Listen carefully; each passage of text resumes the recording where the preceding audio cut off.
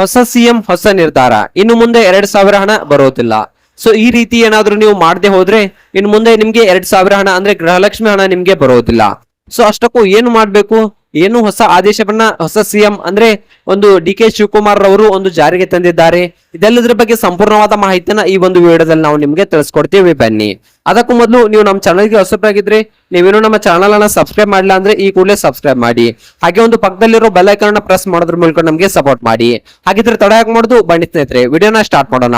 ಮೊಟ್ಟ ಮೊದಲನೇದಾಗಿ ಹೇಳ್ಬೇಕಪ್ಪ ಅಂತಂದ್ರೆ, ಒಂದು ನೂತನ ಸಿಎಂ ಆಗಿ ಡಿ.ಕೆ. ಶಿವಕುಮಾರ್ ಅವರು ಒಂದು ನಮ್ಮ ಕರ್ನಾಟಕದ ಸಿಎಂ ಆಗಿ ಒಂದು ಆಯ್ಕೆಯಾಗಿದ್ದಾರೆ.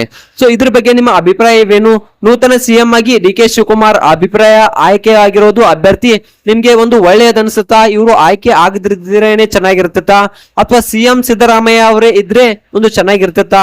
ಸೊ ಯಾರಿಗೆ ಈ ಸಿಎಂ ಪಟ್ಟ ಸಿಗ್ಬೇಕು ಅನ್ನೋದನ್ನ ಕಮೆಂಟ್ ಮಾಡಿ. ಇನ್ನು ನೋಡ್ಬೇಕಪ್ಪ ಅಂತಂದ್ರೆ, ಗೃಹಲಕ್ಷ್ಮಿ ಹಣ ಇನ್ನು ಯಾರಿಗೆ ಬರೋದಿಲ್ಲ, ಯಾರಿಗೆ ಬರುತ್ತೆ? ಸೊ ಇನ್ನು ಮೊಟ್ಟ ಮೊದಲನೇದಾಗಿ ಹೇಳ್ಬೇಕಪ್ಪ ಅಂತಂದ್ರೆ, ಗೃಹಲಕ್ಷ್ಮಿಯಲ್ಲಿ ದೊಡ್ಡ ಅಪ್ಡೇಟ್ ಆಗಿದೆ. ಯಾಕಪ್ಪ ಅಂತಂದ್ರೆ ಹಲವಾರು ಒಂದು ಅಭ್ಯರ್ಥಿಗಳು ತುಂಬಾನೇ ಒಂದು ಮೋಸ ಮಾಡ್ತಾ ಇದ್ದಾರೆ.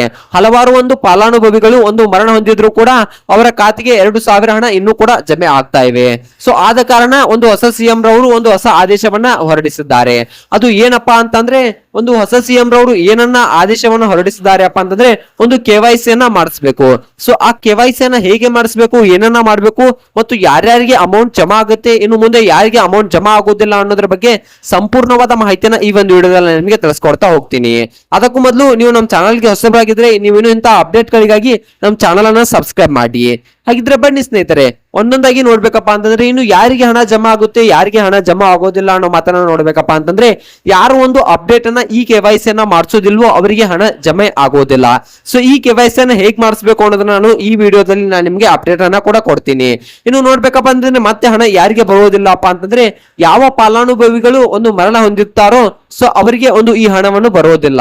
ಇನ್ನು ನೋಡ್ಬೇಕಪ್ಪ ಅಂತಂದ್ರೆ, ಮೂರನೇದಾಗಿ ಸೊ ಯಾರು ಒಂದು BPL ರೇಷನ್ ಕಾರ್ಡ್ ಇರೋದಿಲ್ಲವೋ ಅವ್ರಿಗೂ ಕೂಡ ಈ ಒಂದು ಹಣ ಬರೋದಿಲ್ಲ ಅಂತಕ್ಕಂಥದನ್ನ ನಾವು ಇಲ್ಲಿ ನೋಡ್ಬೋದು.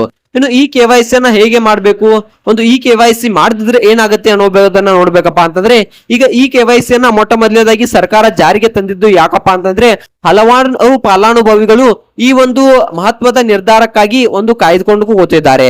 ಯಾಕಪ್ಪ ಅಂತಂದ್ರೆ ಹಲವಾರು ಫಲಾನುಭವಿಗಳು ಯಾವ ರೀತಿಯಾಗಿ ಮಾಡ್ತಿದ್ದಾರೆ ಅಪ್ಪ ಅಂತಂದ್ರೆ, ಆ ಒಂದು ಹಣದ ಉಪಯೋಗವನ್ನ ಪಡೆದುಕೊಳ್ತಿದ್ದಾರೆ. ಆದ್ರೆ ಅವರು ಮರಣ ಹೊಂದಿದ್ರು ಕೂಡ ಅವರ ಮನೆಯವರು ಆ ಒಂದು ಹಣದ ಉಪಯೋಗನ ಪಡ್ತಾ ಇದ್ದಾರೆ. ಸೊ ಅದಕ್ಕಾಗಿಯೇ ಸರ್ಕಾರ ಈ ಒಂದು ನಿರ್ಧಾರವನ್ನ ತೆಗೆದುಕೊಂಡಿದೆ.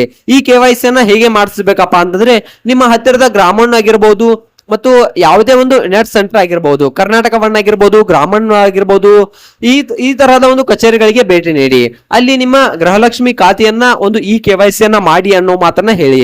ಸೊ ಅದಾದ ನಂತರ ಈ KYC ಯನ್ನ ಒಂದು ನಿಮ್ಮ ಹೆಬ್ಬೆರಳಿನ ಗುರುತನ್ನ ಅಲ್ಲಿ ತೆಗೆದುಕೊಳ್ತಾರೆ. ಒಂದು ಹೆಬ್ಬೆರಳಿನ ಗುರುತನ್ನ ಅಪ್ಡೇಟ್ ಮಾಡಿದ ತಕ್ಷಣ ನಿಮ್ಗೆ ಹಣ ಬರುತ್ತವೆ. ಇಲ್ಲ ಆದ್ರೆ ನಿಮ್ಮ 2000 ಹಣ ಇನ್ ಮುಂದೆ ಬರೋದಿಲ್ಲ. ಇನ್ನು ನೋಡ್ಬೇಕಪ್ಪ ಅಂತಂದ್ರೆ, ಈ 2000 ಹಣ ಈ KYC ಮಾಡಿಸಿದ ಮೇಲೆ ಬರುತ್ತಾ ಅನ್ನೋ ಮಾತನ್ನ ನೋಡ್ಬೇಕಾದ್ರೆ, ಖಂಡಿತವಾಗ್ಲೂ ಸ್ನೇಹಿತರೆ ಈ KYC ಯನ್ನ ಮಾಡಿಸಿದ ತಕ್ಷಣ ಈ ಒಂದು ಹಣ ನಿಮ್ಮ ಖಾತೆಗೆ ಜಮಾ ಆಗೋಕೆ ಸ್ಟಾರ್ಟ್ ಆಗುತ್ತೆ. ಯಾರು ಯಾವುದೇ ರೀತಿಯ ಭಯ ಪಡುವ ಅವಶ್ಯಕತೆ ಇಲ್ಲ. ಇನ್ನು ಮುಂದೆ 2000 ಹಣ ನಿಮ್ಮ ಖಾತೆಗೆ ಬಂದೇ ಬರುತ್ತೆ. ಆದ್ರೆ ದಯವಿಟ್ಟು ಯಾರು ತಪ್ಪದೆ ಈ ಒಂದು ಈ KYC ಯನ್ನ ಮಾಡಿಸ್ಕೊಳ್ಳಿ. ಆದಷ್ಟು ಬೇಗ ಈ KYC ಯನ್ನ ಮಾಡಿಸಿ ನಿಮ್ಮ ಹಣವನ್ನ ಸೇಫ್ ಆಗಿ ಇಟ್ಕೊಳ್ಳಿ.